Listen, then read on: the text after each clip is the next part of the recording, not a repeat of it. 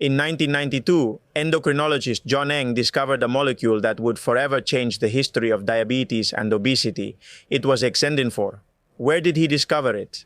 Take a look at the venom of the Gila monster. It's an American lizard that can survive for a year on just 6 meals. Yes, it can eat every 2 months. Exendin-4 would become the conceptual mother of exenatide, the first glucagon-like peptide, one receptor analog approved by the Food and Drug Administration in 2005. The first in a series of drugs that have revolutionized endocrinology and medicine. Yes, these are the so-called anti-obesity drugs, injections to lose fat, or more precisely, glucagon-like peptide, one receptor analogs. In this video, we'll use glucagon-like peptide, one for simplicity. Today, millions use these drugs with good results. But I feel compelled to make a video to highlight what I call the hidden cost of glucagon-like peptide. One, even though they're safe and effective, these molecules have a hidden cost no one mentions. In the next few minutes, you're going to understand how these molecules work and what you need to do to get the most out of them. Avoiding problems that don't show up in the leaflets or medical forums, problems that are only seen with medical practice and years of experience. And let it be clear, very important, that this is not an anti-glucagon-like peptide, one video. As an endocrinologist, they are one of the drug groups I use most with my patients with very good results. But that's precisely why I'm making this video, because good results depend on proper indication and proper use. And right now, everything but proper use is being done. If you have used them or are using them, your testimony, whether good, average, or bad, is very helpful to us. So I encourage you to write in the comments section. Every effective drug has side effects, all of them, especially when their mechanisms of action try to short-circuit processes that have been shaped over hundreds of thousands of years of evolution. In this case, we're talking about the regulatory system for hunger and satiety signals. Paradoxically, these drugs are safe in the sense that they don't cause major adverse effects that could compromise the patient's life. This is great for the companies that sell them because in general they can conduct large clinical trials to test these drugs and sell them, generating billions of dollars in profit. In fact, to date and since their initial discovery, 8 molecules have been commercialized and there are more than 6 candidates in clinical trials pending commercialization. We'll leave the brand names out of the video because that's not the focus of this video. So what's the problem? Borja? Look. Although they are safe, these are drugs whose issues are more subtle and invisible.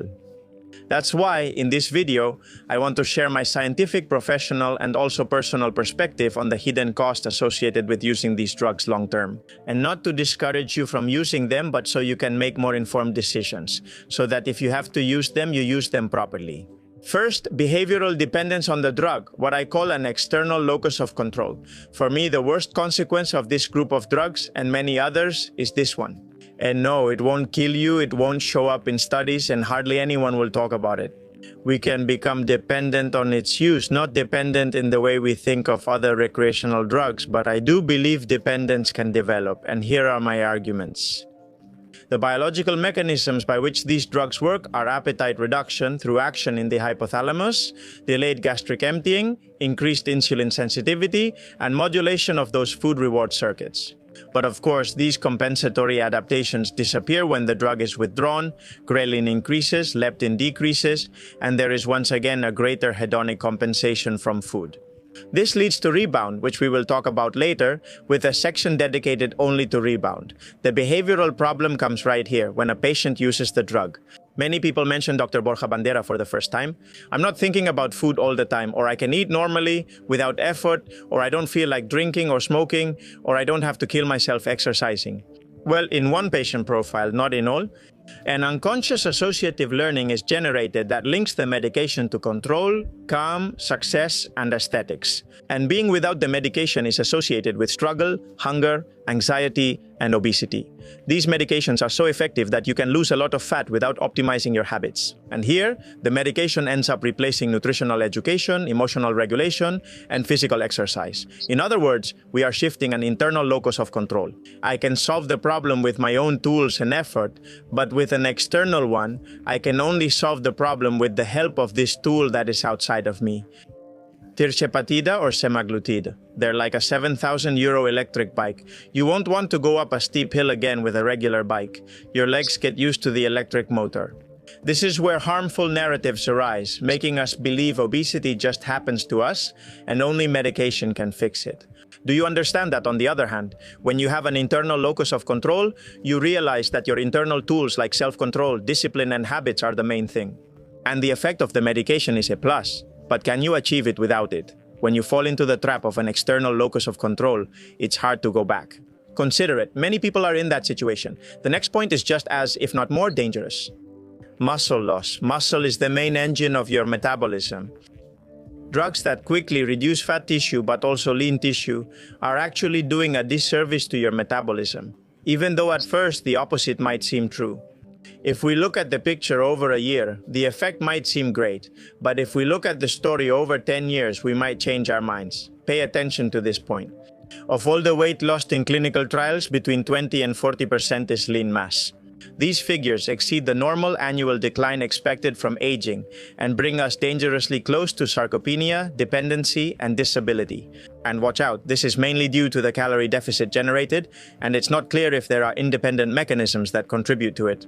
So, would the same thing happen with fasting or the cucumber diet? This is even more concerning if we consider that many patients already start off with sarcopenic obesity, meaning a lot of fat and little muscle. And being pessimistic, but this is my experience, many patients go through therapeutic periods, let's say of a year, where they lose, yes, a lot of fat and some muscle. They don't train during that period. They stop taking the medication because they get bored, hit a plateau, or can't afford it. They regain the fat they lost during that break, but they don't recover the muscle. What do? They start taking the medication again, but now they have less muscle than the first time. This time they lose fat again, but they also lose more muscle. The result with each treatment cycle, with each time they start and stop the medication, is that they lose more and more muscle mass. And this, I repeat, is dangerous. And it also contributes to that biological dependence I mentioned earlier, because the less muscle we have, the harder it is for us to lose fat on our own. The locus of control becomes more and more external and less internal. The only way to minimize this effect, due to the strong calorie deficit created, is to optimize the mechanical stimulus that the muscle fiber receives and, in addition, to optimize protein intake. Those are the two things you have to do, that's it. Protein should be increased to at least 1.5 grams per kilogram per day, and this can be personalized. We'll talk more about this later. In my personal experience, most patients who take the medication do not reach this protein threshold, among other things, because of the strong loss of appetite caused by the drug. And that's why, and I'm being very clear here, for me it's essential that patients start strength training when they take these medications, to the point that when there is no commitment at all, I often discontinue the prescription, because I truly believe that in the long run, the harm will outweigh the benefit. Emotional flatness. There's still little discussion about the emotional and behavioral changes these medications cause. Not everything is negative. Many changes are actually positive when you begin taking them. There is a linear and progressive decrease in impulsivity and cravings.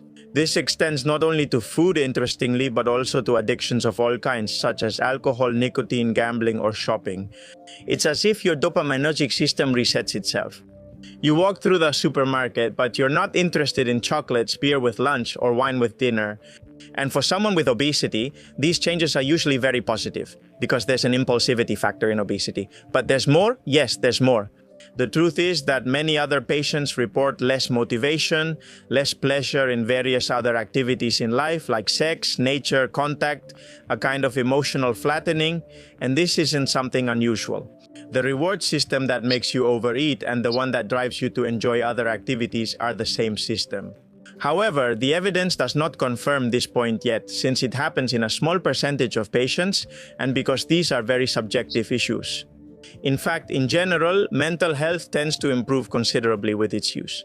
So I ask you, what has your experience been with the use of these medications? Now let's talk about what interests you.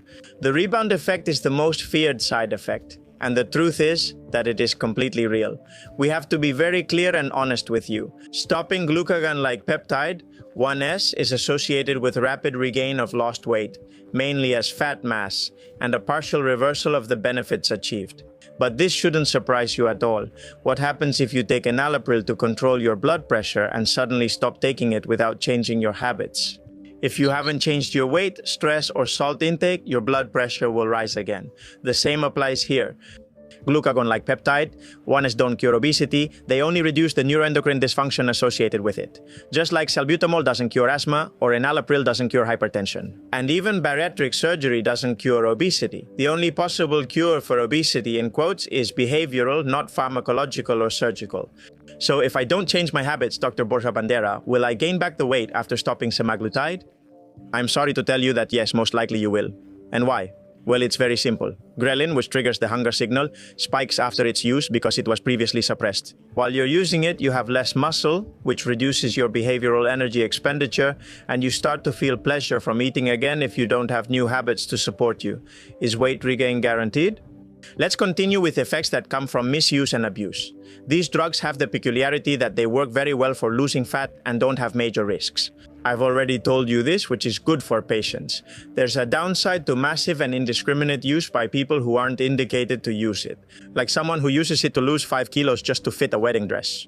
The bodybuilder who uses it during cutting to speed up the process, the one who secretly takes it from his brother to feel less hungry, using it to enhance intermittent fasting. Honestly, I've seen it all by now. And this first leads to shortages for those who really need it. People with obesity and type 2 diabetes. More side effects, since these drugs are tested on those with indications like type 2 diabetes and obesity. I repeat, not on healthy people. You need to understand this. Imagine a Formula 1 car is designed and its marketing says it's amazing, it's very powerful and it's safe. But it's safe for Formula 1 drivers?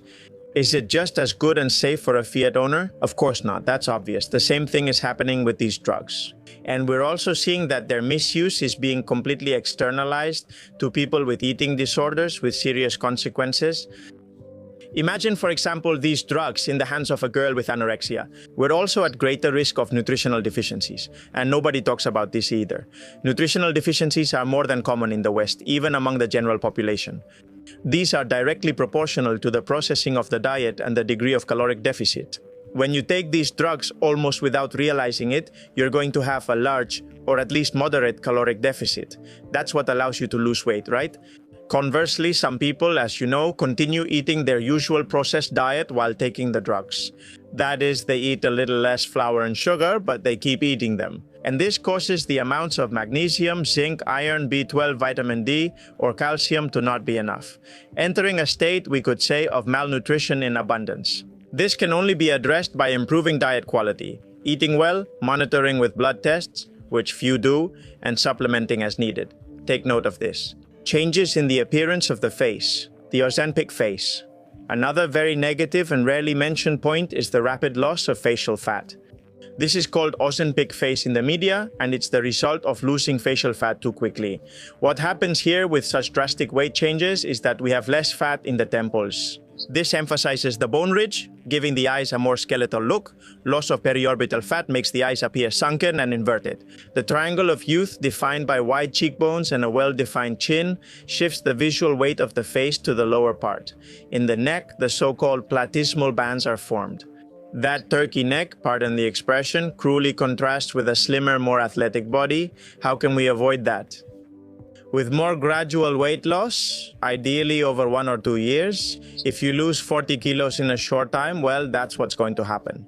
And yes, there are also cosmetic surgery techniques like lipofilling or a facelift, but that's a separate topic. I'm not even mentioning the most well-known, studied, and expected side effects, which are the digestive ones. The video is already long, and we can discuss those another time if you'd like, but this one focused on lesser-known side effects, okay? So I'll leave you with a message to reflect on. Remember that they should be used when indicated.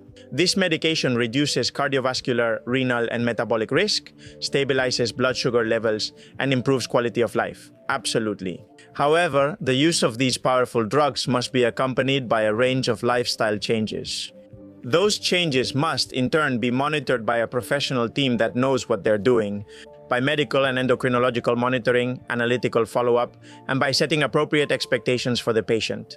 Both the increase and decrease of doses should be gradual, and sometimes low doses can be maintained for long-term maintenance, remember. Obesity is a disease of the brain, not the stomach, and what we need to do is retrain your brain towards healthy, not self-destructive behavior. If you'd like help from our multidisciplinary team, leave your request here. I have more glucagon-like peptide. One video is pending, but I'll only make them if you're interested. It's about how to eat if I'm using glucagon-like peptide, one which is not very well known, or the anti-aging effects of glucagon-like peptide, one medications. Now I'll see you in the next video. A big hug and let's keep empowering. Thank you.